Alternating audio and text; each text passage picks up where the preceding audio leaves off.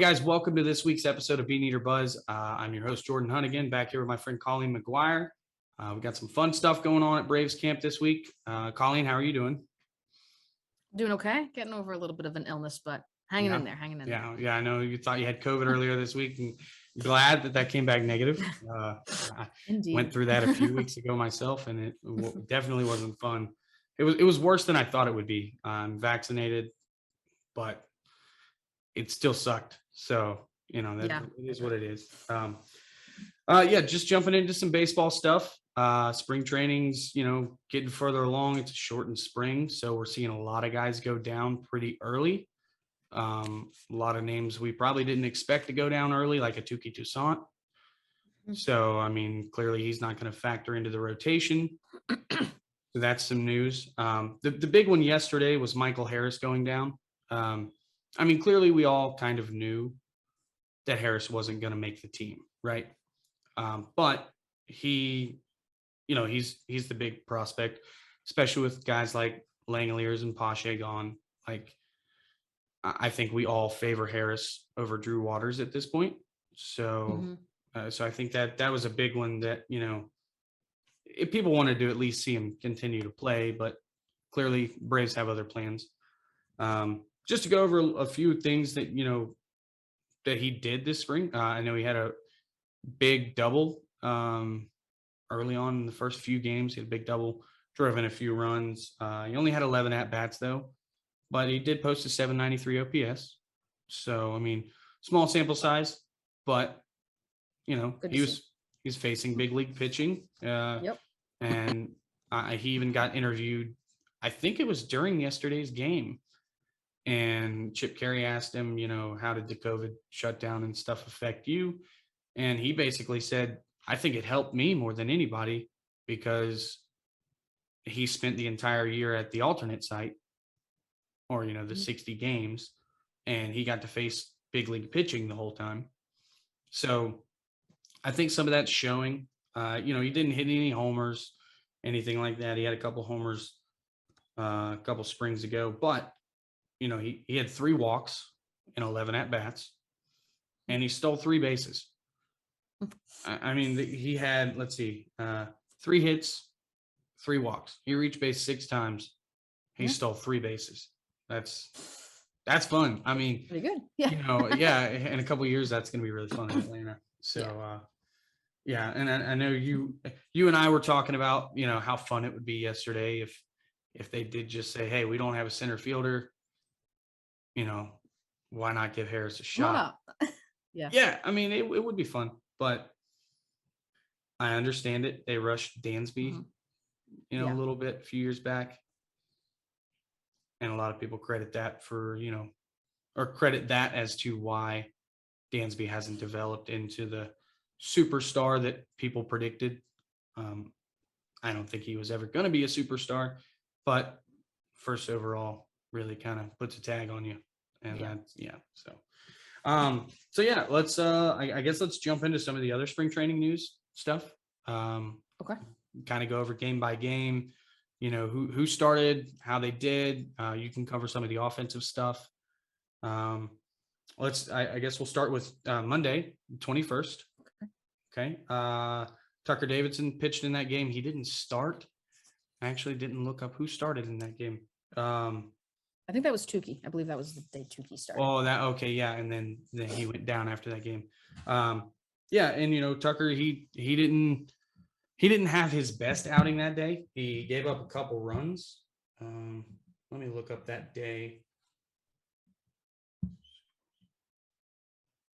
because I did this I just wrote all of his stats down. Yeah, he struck out the side, I think, in one of the innings, and then he kind of gave up I do remember that. 21st. Oh, I'm not going to dig all the way into that, but yeah, he had a decent outing. I think he went 2 innings, gave up some hits, gave up a couple runs.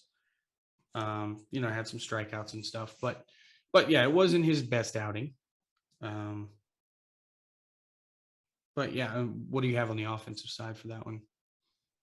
Yeah, so we lost 5-0, so there really wasn't a ton going on offensively. Rosario 1 for 3, Heredia 1 for 3. That was sort of it. They're really, no RBIs or anything like that. So Okay. very- Yeah. See, when I went through and on did the this, dual side.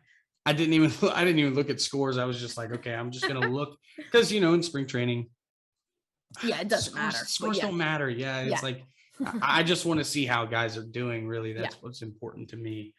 So yeah, it sounds like that game was kind of a boring game. Mm. I do remember that one now that you mentioned the score. But Tuesday, 22nd, Max Fried started his first start of the spring. Went really well. 3 innings pitched, no hits, no runs, no walks, and 1 strikeout. Three perfect innings from Max Fried. Keeps the ball Can't on the ask for much ground. more than that. I mean, yeah. And it was a typical Max Fried start. He didn't strike out a bunch of guys. He got 1 strikeout, Right. but he got guys to put the ball in play and hit them at his guys. And I think that's where Max Fried really kind of finds his biggest success is when he uses his infielders. And, that's how he was able to throw 2 Maddoxes last year. So that's a good sign. For sure. Yeah, and I don't have anything else on the pitching front for that game, I don't think. Let me double check. No, Wednesday was the day I have a few. All right, so how'd the offense do that day? So Ozzy, Ozuna, Travis d'Arnaud, Michael Harris all had hits, all had singles. Olsen with a walk, Harris with a walk. So I mean, we won. I kind of know scores don't matter, but we won 4-0. So sort of the opposite of the day before, where Okay, the pitching got it done, and then we scored some runs. And so this that wasn't sort the of thing. game that Ozuna got. He had a big double in. I think that was. No, that was the next day. Yep. Oh well, sorry. I thought I feel Spoiler like alert. I feel like that was last week. Sorry. Okay. All right. It all blends in. Yeah, and guys getting a couple knocks, like it's fun. You said d'Arnaud had a hit. Yes. That's good. I'd like to see d'Arnaud do much better this year. I know injuries and d'Arnaud just had a weird season last year, so hopefully he's able to kind of get all that back together this year and be closer to that 2020 guy that we fell in love with. So, all right. Wednesday, Kyle Wright started. Again, pretty good. He had a little bit of traffic on the bases. 3 innings pitched, 3 hits, and a walk. He did manage to get 2 Ks. So he was kind of, like I said, had a little bit of traffic, but he pitched around it. Didn't allow any runs. And really, that's what I want to see from Kyle Wright. It's not. I'm sure the strikeouts and stuff will come, but Kyle Wright's biggest issue has been a ton of base runners. Walks have been his kryptonite at the show. So hopefully that full season at AAA really helped. I mean, we all saw how good he was in the World Series.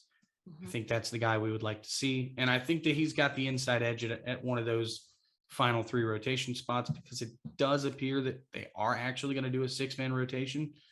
I thought that sounded a little far-fetched at first, but it really seems to be a possibility at this point. Yeah. So, on the pitching front, that and then Darren O'Day pitched that day. He didn't do terrible. No. And I know that he has 1 K since he's pitched. He's only pitched in 2 games. He's got a couple innings pitched. He's given up 2 hits, no walks, so that's good, and then 1 strikeout. Can't really complain about that. He's trying to win one of those final 2 bullpen spots, and I think he's got a good chance. So, on pitching, that's it. How'd they do offensively that day? So this one was kind of wild and fun. So I know we mentioned earlier, Ozuna did have a double. Riley had 2 homers, which was awesome. One of them was just on the first pitch that he just cranked. Yeah. Dansby homered, left the stadium. It was past the grass, which was awesome to see from him. Olsen had a hit, and then it was the last 2 innings. It was just the Rays scored a bunch of runs, and then it was just bottom of the ninth, they came back to Oh, tie yeah. it. So it was just kind of Yeah. crazy at the end. The young guys did it. I know Trey Harris, I believe, had an RBI. So it's kind of fun for a spring training game to see that. Yeah, and again, But good to see final score the doesn't offense. matter. Yeah, Right. Yes. yeah, Yes. it's good to see those offensive explosions, and I think Ozuna's probably never going to win back the hearts of some people, and that's fine. He's probably never going to win my heart back either. But again, we've discussed this before. He's on the team, so when he does something good for the team, Yeah. I'm going to be happy that the team did good. So, Absolutely. and I know that becomes topic of debate, but I think if we all just agree we're all Braves fans and want to see the Braves do good, we can at least try to ignore who it is that's getting the hit, I guess. And then Thursday, Thursday they got rained out. Right. Yep. So, okay. And then that was the one that was supposed to be against the Blue Jays. Yes. And then Friday was a fun one. Ian Anderson made his first start of the spring. 3 innings pitched, 0 hits. Looked good. Excuse me. Let me go really back. Good. I read the wrong line. 3 innings pitched, 2 hits. It did look good though. 2 hits, 1 walk, and 4 strikeouts. So that's nice to see from Ian, because I remember last year after the All-Star break, he had like 2 games in a row where he didn't strike anybody out. And everybody like freaked out. It was like, he just came off a shoulder injury, guys. Let's give him a chance, and clearly he ended up doing exactly what we wanted him to do. He did throw 5 no-hit innings in the World Series. So it's pretty good way to end your season is by going 5 no-hit innings in the World Series against the best offense in baseball and the Houston Astros. So I'd say that Ian Anderson looked pretty good that day. Yeah. And then the other notable pitching performance from that day would be Kenley Jansen's first time in a Braves uniform taking the field. That was pretty fun to watch. I think he looked better than his stat line showed. He had an inning, gave up a hit, gave up a run, and gave up a walk. The walk, it was a 2-out walk. And then the hit was a soft single into left field that Eddie Rosario misplayed and kind of rolled all the way to the wall. Eddie didn't really, Eddie had his spring training shoes on. He was just like, I don't really feel like running all the way to the wall for that one. So, you could see that he was not giving it his all. And that run came around to score. But all in all, decent inning for Jansen. And the cutter looked good. Everybody knows that's his bread and butter. As long as that cutter is going right, that's all I care about. His velocity doesn't have to be more than 92, 93 with his fastball. So pitching wise, again, that's the only thing of note on Friday. I'm sure there were some other notable performances, but I'm just saying when it comes to like the starters and some of the relievers that we really want to know what's going on with, that's pretty much it. So. Yep. Yeah. Rosario and Riley both had hits. Riley with an RBI. And Ozzie walked, which I feel like when Ozzie walks, it's like, hey, that's notable. That's notable. Yeah. So that was good to see. Yeah. But Ozzie usually doesn't got it done. Ozzie usually doesn't give anybody a chance to walk him because he's swinging so early in the counts. So yeah, that is notable. That's fun. As far as spring training games and stuff go, let's see, we had one more game on Saturday, which was yesterday. That was Davidson's second time pitching. That one he was really good in. It was really nice to see that. This one I can bring up pretty quickly and actually separate from the other stat line I had. Let's see. Tuck went 3 innings pitched, 0 hits, 0 runs, 0 earned runs, 0 walks, and 4 strikeouts. I think that good. I think that's when he struck out the side. He looked great yesterday. him and Kyle Muller, and I didn't really put anything down for Muller. I wish I had, but he and Kyle Muller are really kind of forcing their Yeah. name into things. Let me see if I can pull up Muller real quick. Was that yesterday? I feel like they all kind of blend. I know he pitched and he looked good, and then Yeah, and I think that's why like I the third missed. inning it was iffy. I forget if it Yeah, was yesterday. it or was, Friday. and that's why I missed Muller is because he pitched in the no, it wasn't yesterday, was it? Must have been Friday then. It was Friday. And that's why I missed it was because the let's see, that was go back one day here. Yeah, again, that's why I missed it was because he didn't start that game. So I Yeah. kind of overlooked it. Yeah, it was the Muller, 25th. yeah, Friday. it was 25th Friday. He went 2 2/3, 3 hits, 2 runs, 2 earned, a walk, and 3 strikeouts. The first 2 innings, he looked awesome. He looked great. Untouchable. That third inning, in the ninth, it looked like Snit was just trying to let him finish the game, get him a couple innings or whatnot, and didn't work out. But those first 2 innings were great. So. Yeah. And I think especially in the spring when you're still like building up the innings, I'm not so much worried about that third inning. We'll see how it kind of plays out. But Right, especially in a shortened good spring first like inning. this, I mean, if it was a regular spring, right now we would be like, he's still got a month left to get ready or whatever like that, so that would be not concerning at all. With it being a shortened spring, I'm sure that when the season starts, I think that Muller will end up making the team, maybe out of the bullpen anyways. Yeah. But at least for the first month, he's gonna serve some sort of role, whether it end up being a spot start or coming out of the bullpen, like whatever it may be. We don't really need him to be going 5 innings right now. If he can give us a solid 2 or 3 innings every few days, that's awesome, and I think that'll really help out. So, yeah, when it came to yesterday's pitching and stuff, that's really all I had was just the Tucker Davidson stuff. The offense was fun yesterday, though.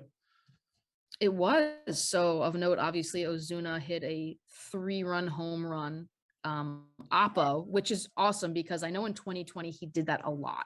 He was going opposite field all the time. So if he can get back into that, that will be awesome. So I know the wind was maybe a factor. It kind of just basically tapped off the wall, but it was a home run, so it counted. So that was really good to see that kind of contact from him. Manny Pena had a solid RBI single, which was nice. And then Brock Holt, of course, homered, which was just it was just like one of those like line drive homers, which is kind of fun to see. So always nice to see that from the guys that are just trying to make the team. I think we talked a little bit about that last week. Like Adrianza was basically like, you have to put me on the team. So we'll see how that all plays out. But that's kind of what we're looking at. I mean, numbers so far in spring, like he's got a 978 OPS and Pena's got an 1104 at bats. So not a ton of like, everyone else is like, I think Olson's like a 6 something. So obviously it's spring, it doesn't matter, and small sample size, but seeing some good stuff, I think overall, which is good and bodes well.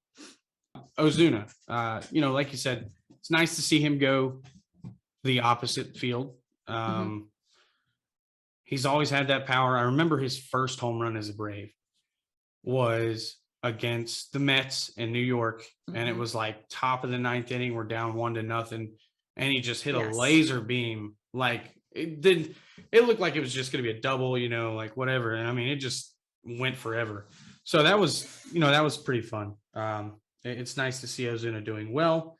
If he continues to do that, I can kind of shoulder some of that animosity that I do kind of hold towards him. But, that is what it is. Really, I think that kind of covers everything for spring training for this week. Yeah. You and I did kind of decide we wanted to do some bold predictions this week. So that's going to be fun. I think what we can do is probably you go ahead and give me your offensive bold prediction, and then I'll do mine, and then we'll do pitching after that. So If Okay. you want to go ahead and give me that prediction.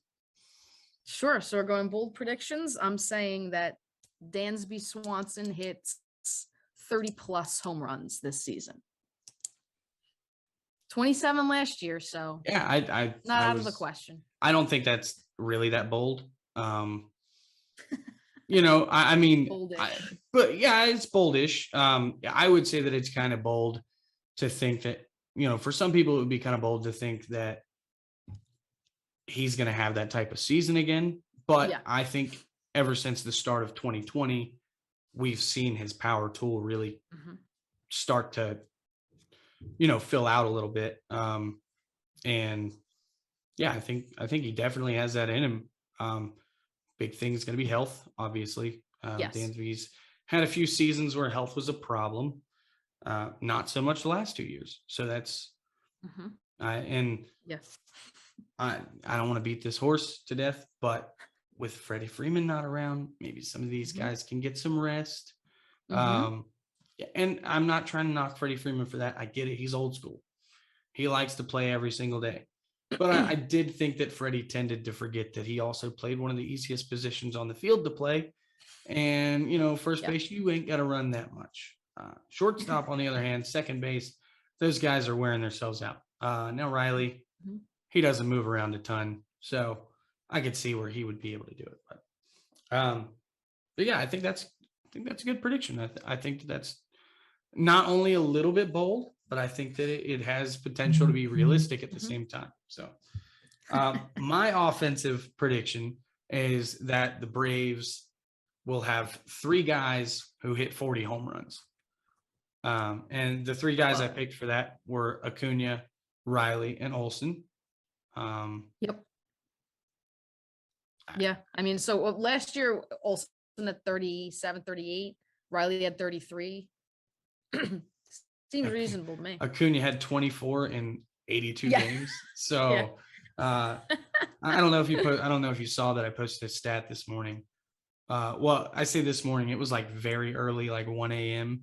I was just kind of, you know, found myself going through fan graphs and I was like, oh, hey, that's cool. I didn't realize Trey Turner only stole 32 bases and led the league last year. And then I started thinking and I was like, Acuna probably would have topped that. And I went and did a little bit of research, did a little bit of projection math and stuff. Had Ronald Acuna played at the same level for the entire season, I projected him at 47 home runs and 34 stolen bases, which would have led both categories in the league. And it wouldn't have shocked me. Neither of those numbers would have shocked me. Not at all. He's a monster. And so I'm expecting big things from Ronald. If he had a full season. I was just going to say, I think on the stolen base front, you're going to see less of that this year just because of the knee. Sure. But the home runs, I think. For sure. I would not be surprised if he hit 40 home runs. I wouldn't be surprised if instead of being a 35 to 40 stolen base guy from here out, he was a 20 to 25 stolen base guy. I don't think it's going to completely shut down his running game. Yeah. But at least for the first, like, probably half of this season, they're going to be reluctant to let him run. And that's okay because he hits home runs all the time. So he can jog and, you know, it is what it is. Don't need to worry about stealing bases when he just goes to all 4 of the bases as he right. Yeah. I mean, after you hit the ball, he gets to first base, you know, that's great. I'm kind of with you. I would prefer that he didn't try to steal that much late or, you know, early at least. So, but yeah, I mean, I think that if Ronald Acuna has a full healthy year where he is at the plate 650 times, I think we could see him hit 50 home runs. I don't think it's that far out of the realm of possibility. And I think that, you know, Olsen at that ballpark, I think he could end up having 50 homer power. I think Riley's going to sacrifice some of his batting average to kind of sell out a little bit this year. I mean, still, of course, he's going to want to have the highest batting average possible. So he'll probably kind of meet it in the middle, hit like 265, 270-ish with 40 homers. Like, that's going to be fun. I mean, So yeah, the offense is it's gonna be explosive, especially if your prediction comes true as well. And Dansby Yeah. Swanson hits 30 home runs. Dansby Swanson's gonna be hitting ninth in this lineup. So Mhm. if our number 9 hitter has got 30 home runs, well, Shape, I think. yeah, the offense is gonna be just fine. So Yep. okay, so we both made a prediction on the pitching side also. I'll go Mhm. ahead and give you mine first. Okay. Because it kind of plays into yours that you told me a little while ago. Mine is I think that Tucker Davidson is going to make more than 20 starts for the Atlanta Braves, and he's going to have an ERA under 4. Mhm. Um, I just I believe in Tucker Davidson. Have for a few years. Ever since I first heard about him, which back in like 2019, he was virtually unheard of. He hadn't, but then he had a huge breakout year in 2019. Going into 2020, he was going to be, big potential in the rotation. And then COVID happens and he still ends up making his debut. So that's that's Mhm. that's my prediction for Tucker Davidson this year. Yep. All right. Mine is one of Kyle Wright, Kyle Muller, or Tucker Davidson is an all-star. That's going a little big with that. Bold, like I said, bold, but I like the possibility of one of those guys having a good enough first half to make the all-star team. I like it. Yeah. Kind of, play, like I said, it plays into my prediction with Tucker Mhm. Davidson. If Tucker Davidson makes 12, 13 starts in the first half and his ERA is like close to 3, I think you could definitely see him getting into the All-Star game. Especially because, each year teams, there always seems to be that one guy who's like a big surprise. And it's always Mhm. like, oh man, like, great story. This guy made an all-star game. And like, I think that Tucker Davidson could be that guy this year. I also believe in Kyle Wright to that extent. If Mhm. he's able to perform the way he did at Gwinnett, I don't see any reason he couldn't be a potential all-star. So that'd be fun. Mhm. That would be fun. For Um, sure. let's see. The only other thing that I kind of wrote down here is I kind of did take a guess at who I think is going to be in the rotation, and this kind of just plays into what we're talking about, anyways. So I think it would be kind of fun to kind of throw out there. I think that I discussed this a little while ago. I think we're going to have a 6-man rotation. Yeah. We got Freed, Morton, Anderson. They're the locks. I think we could all probably agree that Tucker Davidson looks like a lock right now, as well as he's pitched. I think the last 3 spots clearly come down to Kyle Wright, Huascar Ynoa, and Kyle Muller. Mhm. I think that they will give Wright a chance. I agree. And I think that Ynoa is going to get a chance as well. I like I said, I think Muller's going to probably end up in the bullpen for a little while. Yeah. Yeah, that makes sense. I agree. I do agree. I think Davidson and Wright are going to be Yeah.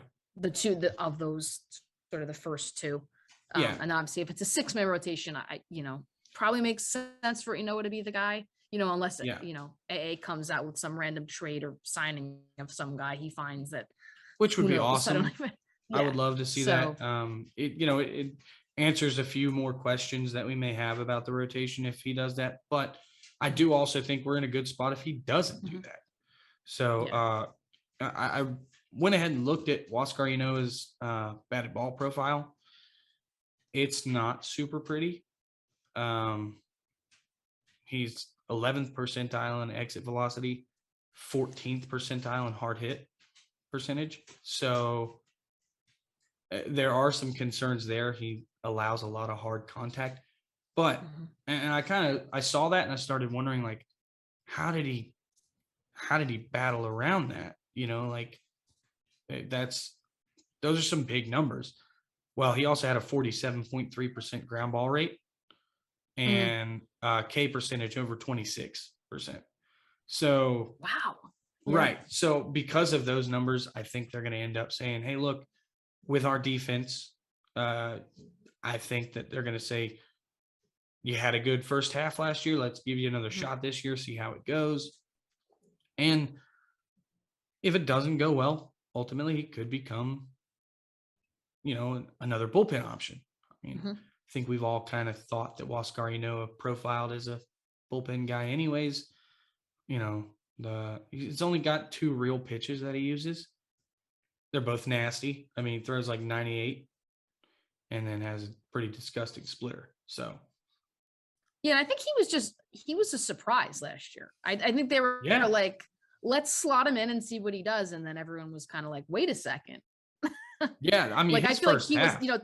he was on an all-star pace, speaking of like all-star, and then it was May, I guess, that he hurt himself. And it's like, I really wonder what he would have given us for a full season if he didn't injure his hand. Oh I yeah, mean, and he was so good those first couple of months. we It was probably incredible. feel a lot better about our rotation if he doesn't get hurt also. Because I mean, if he continues, clearly we saw his first few starts were incredible. And I don't know if, clearly we didn't expect that to continue the entire season. But like you said, over a full season, his FIP was like 380, something like that. And that's not anything to, complain about. So he was clearly using his defense to his advantage. That splitter was nasty. It was getting him a lot of strikeouts. So all of that plays. And if he can be that guy again, that's awesome. And he can even overcome some of those downfalls where he does allow some hard contact and stuff. So I think that it could definitely be, like you said, it would ease our minds a little bit had he made a full season last year. Yeah. So that'll be fun. But Yeah. other than that, do you have anything else that you've been thinking about that, kind of sticks out, something you wanted to touch on or? No, No? no, Okay, I don't yeah. think so. Yeah. I mean, it's right now it's kind of, I don't want to say boring, but it's kind of like that, we're all just looking at box scores every day, Yeah. there's a few, the Braves have been broadcasted every day, which has been kind of fun. So we get to watch another game today. That'd be cool. But I mean, outside of that, don't have anything else this week. So guess we'll get back with you guys next week and start to get the bench to come together, start to get the bullpen to come together, and we'll have a little bit more fun topic to go over next week, I think. So Yeah. All right. Well, you guys have a good week and go Braves. Go Braves.